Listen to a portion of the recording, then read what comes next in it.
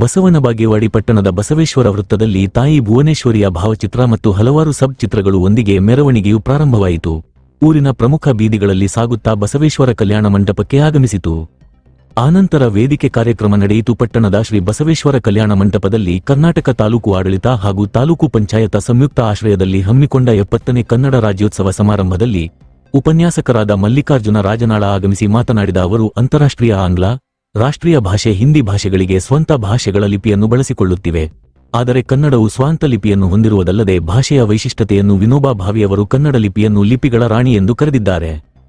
ಸನ್ 1799ರಲ್ಲಿ ಕರ್ನಾಟಕವು ಹರಿದು 4 ಭಾಗಗಳಾಗಿ ಹಾಗೂ ಕನ್ನಡ ಭಾಷೆಯನ್ನು ಮಾತನಾಡುವ ಸುಮಾರು 20 ಭಾಗಗಳಾಗಿ ಹಂಚಿ ಹೋದ ಕರ್ನಾಟಕವನ್ನು ಏಕೀಕರಣ ಮಾಡಲು ವಿಜಯಪುರ ಜಿಲ್ಲೆಯಾಲೂರು ವೆಂಕಟರಾಯರು ಸೇರಿದಂತೆ ಸಾವಿರಾರು ಕನ್ನಡದ ಕಟ್ಟಾಳು ಗಣ್ಯಮಾನ್ಯರ ನೆತ್ತರವು ಹರಿದ ಅವಿರತ ಹೋರಾಟದ ಫಲವಾಗಿ ಕರ್ನಾಟಕ ಏಕೀಕರಣವಾಯಿತು. ಇದನ್ನು ಕಾಪಾಡಿಕೊಂಡು ಹೋಗುವುದರ ಜೊತೆಗೆ ಉಳಿಸಿ ಬೆಳೆಸುವ ಅನಿವಾರ್ಯತೆಯೂ ಇದೆ ಎಂದರು. ಪುರಸಭೆ ಉಪಾಧ್ಯಕ್ಷ ಅಶೋಕ ಹಾರಿವಾಳ ಮಾತನಾಡಿ, ಕರ್ನಾಟಕದಲ್ಲಿ ಕನ್ನಡಕ್ಕೆ ಮೊದಲ ಆದ್ಯತೆ ಸಿಗಬೇಕು. ಇದೇ ಸಮಯದಲ್ಲಿ ಸಿದ್ಲಿಂಗ ಮಹಾಸ್ವಾಮಿಗಳು, ವೈಎಸ್ ಸೋಮನಕಟ್ಟಿ, ಜಗದೇವಿ ಗುಂಡಳ್ಳಿ, ಶಿಲ್ಪಾ ಹಿರೇಂಥ, ಪ್ರಕಾಶ್ ದೇಸಾಯಿ, ವಿದ್ಯಾಧರ ಕಲಾದಗಿ, ಸುನಿಲ್ ನಾಯಕ್, ಶಿವಾನಂದ್ ದೋಣೂರ್ ಮತ್ತು ಹಲವಾರು ಸಂಘಟನೆಯ ಅಧ್ಯಕ್ಷ ಉಪಾಧ್ಯಕ್ಷರು, ಸರ್ಕಾರಿ ಅಧಿಕಾರಿಗಳು, ಊರಿನ ಮುಖಂಡರು, ಶಾಲಾ ವಿದ್ಯಾರ್ಥಿಗಳು ಉಪಸ್ಥಿತರಿದ್ದರು. ವರದಿ ಮೈಬೂಬಾ, 1X ನ್ಯೂಸ್, ಬಾಗೇವಾಡಿ.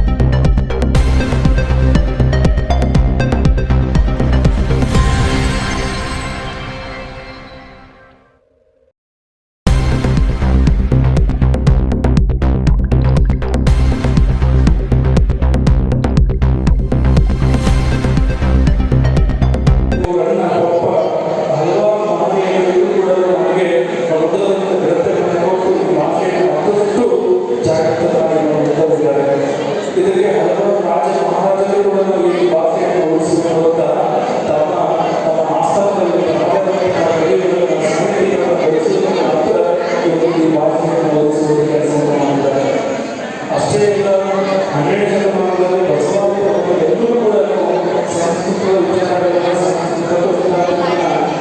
ಕಡೆಗಣಿಸಿ ಕನ್ನಡ ಭಾಷೆಗೆ ಮತ್ತು ಕನ್ನಡ ಸಾಹಿತ್ಯಕ್ಕೆ ಮಹತ್ವ ಕೊಟ್ಟು ಇಡೀ ಸರಳ ಭಾಷೆಯಲ್ಲಿ ಎಲ್ಲರೂ ಕೂಡ ಸರಳವಾಗಿ ಅರ್ಥೈಸಿಕೊಳ್ಳುವಂತಹ ವಚನ ಸಾಹಿತ್ಯವನ್ನು ಕೊಟ್ಟಂತಹ ನಮ್ಮ ಎಲ್ಲ ಬಸವಾದಿ ಭಕ್ತರು ಭಾಷೆಗೆ ಅತ್ಯಂತ ಶಕ್ತಿಯನ್ನು ಕೊಡುವಂಥ ಕೆಲಸವನ್ನು ಮಾಡಿದ್ದಾರೆ. ಹೀಗೆ ಹಲವಾರು ಮಹನೀಯರು ಪ್ರತಿ ಯುಗಕ್ಕೂ ಕೂಡ ಮಹನೀಯರು ಮಹಾತ್ಮರು ಶರಣರು ಸಂತರು ಮಹಾನರು ಕೂಡ ಈ ಭಾಷೆಗೆ ತನ್ನದಾದ ಶಕ್ತಿಯನ್ನು ಕೊಡುವಲ್ಲಿ ಈ ಭಾಷೆಯನ್ನು ಇಲ್ಲಿವರೆಗೂ ಅತ್ಯಂತ ಭದ್ರವಾಗಿ ಕಾಪಾಡಿಕೊಂಡು ಹೋಗುವ ಕೆಲಸವನ್ನು ಎಲ್ಲ ಮಹನೀಯರು ಮಾಡಿದ್ದಾರೆ. ಈ ಕರ್ನಾಟಕಕ್ಕೆ ಅತ್ಯಂತ ಶ್ರೇಷ್ಠವಾದಂತಹ ಹೆಮ್ಮೆಯ ಸಂಗತಿಗಳಂತೆ ನಮ್ಮ ಕನ್ನಡ ಭಾಷೆ ಮೊದಲನೇ ಸಂಗತಿಯನ್ನು ನಾವು ಬಹಳಷ್ಟು ಹೆಮ್ಮೆ ಮಾಡ್ತಾರೆ. ಈ ತತ್ವದಲ್ಲಿ ಈ ಕನ್ನಡ ವಿಷಯದಲ್ಲಿ ಹಲವಾರು ಮಹನೀಯರು ತಮ್ಮದಂತ ವ್ಯಕ್ತಿತ್ವವನ್ನು ನಡೆಸಿಕೊಡಿಸಿದವರು, ತಮ್ಮದಾದ ವ್ಯಕ್ತಿತ್ವಗಳನ್ನು ಇಡೀ ಜಗತ್ತಿಗೆ ಪರಿಚಯ ಮಾಡಿಕೊಂಡಂತವರು ಹಲವಾರು ಮಹನೀಯರು ಹೊಂದಿದ್ದಾರೆ. ಇವತ್ತು ನಾವೆಲ್ಲ ಹೇಳ್ತೇವೆ, ಬೇರೆ ದೇಶದಲ್ಲಿ ಹೋಗಿ ಅಮೆರಿಕದಲ್ಲಿ ನಮ್ಮ ಕರ್ನಾಟಕದ ಅಡಿಯನ್ನು ನಾವು ಹೇಗೆ ಹೆಮ್ಮೆ ಹೇಳ್ತೇವೆ, ಹಾಗೆ ಹಲವಾರು ಮಹನೀಯರು ಕೂಡ ಕನ್ನಡದ ಭಾಷೆ ಇಟ್ಟುಕೊಂಡು ಕನ್ನಡದಲ್ಲದೆ ಇಟ್ಟುಕೊಂಡು ಬೇರೆ ಬೇರೆ ದೇಶಗಳಲ್ಲಿ ಬೇರೆ ಬೇರೆ ರಾಜ್ಯಗಳಲ್ಲಿ ತಮ್ಮದೇ ಆದಂತಹ ಇತಿಹಾಸವನ್ನು ಸೃಷ್ಟಿ ಮಾಡುವಂತಹ ಹಲವಾರು ಮಹನೀಯರನ್ನು ನಾವು ಕಾಣ್ತೇವೆ. ಹಾಗಾಗಿ ಇವತ್ತು ಕನ್ನಡಕ್ಕೆ ತನ್ನದೇ ಆದ ಸ್ಥಾನಮಾನವನ್ನು ಕೂಡ ನಾವು ಬೆಳೆಸುತ್ತೇವೆ. ಆದರೆ ನಾವೆಲ್ಲರೂ ಕೂಡ ಮುಂದೆ ಮಾಡಬೇಕಾಗಿದ್ದು ಅದನ್ನು ಬೆಳೆಸುವಂಥ ಕೆಲಸವನ್ನು ಮಾಡುವಾಗ ಅದನ್ನು ಸರಿಯಾದ ರೀತಿಯಲ್ಲಿ ಕಾಪಾಡಿಕೊಂಡು ನಮ್ಮ ಜೀವನಕ್ಕೆ ನಮಗೆ ಎಷ್ಟು ನೀರು ಮುಖ್ಯವೋ, ನಮಗೆ ಎಷ್ಟು ಆಹಾರ ಮುಖ್ಯವೋ, ನಮಗೆ ಎಷ್ಟು ಗಾಳಿ ಮುಖ್ಯವೋ ಅದರಷ್ಟೇ ನಮಗೆ ಏನು ಸಾಲ ಕಾರ್ಯಗಳು ಬಳಸ್ರಿ ಮತ್ತು ವಿಮಾನದಿಂದ ಹೊರದೇಶ ಅಲ್ಲಿ ಇಂಗ್ರಜಿ ಎಲ್ಲಿರುವ ಕಲ್ಲಿನ ಬಾಡಿಗಳು ಆಂಗ್ಲ ಭಾಷೆ ಬೇಕೇ ಬೇಕು, ಆಂಗ್ಲ ಭಾಷೆ ಬೇಕು, ಹಿಂದಿ ಬೇಕು ಎರಡು ಕೂಡದ ಉಪಯೋಗ ಸಾಲ ಕಾಲೇಜುಗಳಲ್ಲಿ ಕಲಿಯಕ್ಕೆ ಅಷ್ಟೇ.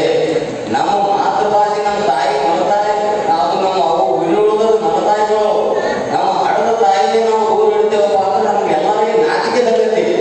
ಇವತ್ತಿನಿಂದ ಒಂದು ಶಬ್ದ ಮಾಡಿ ನಮ್ಮ ಭಾಷೆಯನ್ನೇ ನಾವು ಪ್ರೀತಿಸ್ತೇವೆ, ನಮ್ಮ ಭಾಷೆಯನ್ನೇ ನಾವು ಗೌರವಿಸ್ತೇವೆ ಅಂತ ಹೇಳಿದ ಮಕ್ಕಳಿಗೆ ತಿಳುವಳಿಕೆ ಹೇಳಿ. ಯಾವುದೇ ಆಂಗ್ಲ ಈಗ ಪ್ರೈವೇಟ್ ಸ್ಕೂಲ್ಗಳಾಗಿರ್ಬೋದು, ಸರ್ಕಾರಿ ಸ್ಕೂಲ್ಗಳಾಗಿರ್ಬೋದು, ನಮ್ಮ ಭಾಷೆಗೆ ಮೊದಲ ಆದ್ಯತೆಯನ್ನು ನೀಡಿ ಆ ಮಕ್ಕಳಿಗೆ ಕನ್ನಡವನ್ನು ಕಲಿಸಿ, ನಮ್ಮ ಇಂಗ್ಲೀಷನ್ನು ಕಲಿಸ್ರಿ, ಹಿಂದಿನೂ ಕಲಿಸ್ರಿ, ಎಲ್ಲ ಭಾಷೆಗಳನ್ನು ಕಲಿಸ್ರಿ.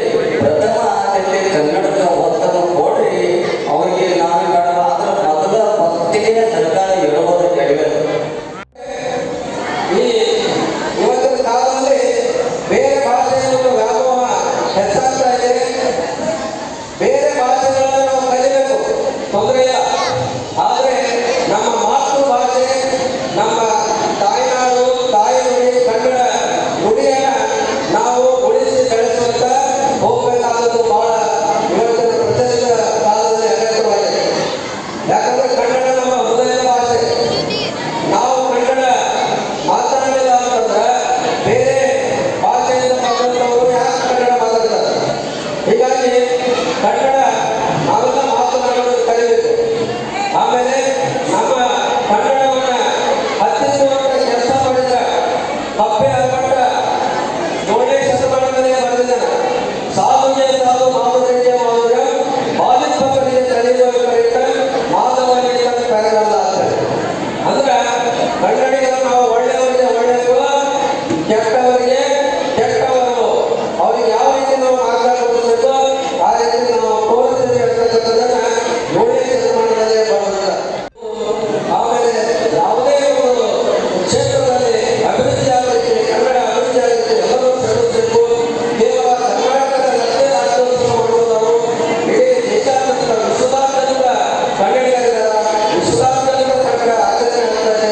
ಹೀಗಾಗಿ ಎಲ್ಲ ಕಡೆಗೂ ಈ ಒಂದು ಕನ್ನಡ ಕಪ್ಪು ಪಸರಿಸಬೇಕು, ಕನ್ನಡ ಬೆಳೆಯಬೇಕು, ಕನ್ನಡ ಉಳಿಯಬೇಕು ಅಂತಕ್ಕಂಥ ಮಾತನ್ನ ಪ್ರಾಸ್ತಾವಿಕವಾಗಿ ಸಂದರ್ಭದಲ್ಲಿ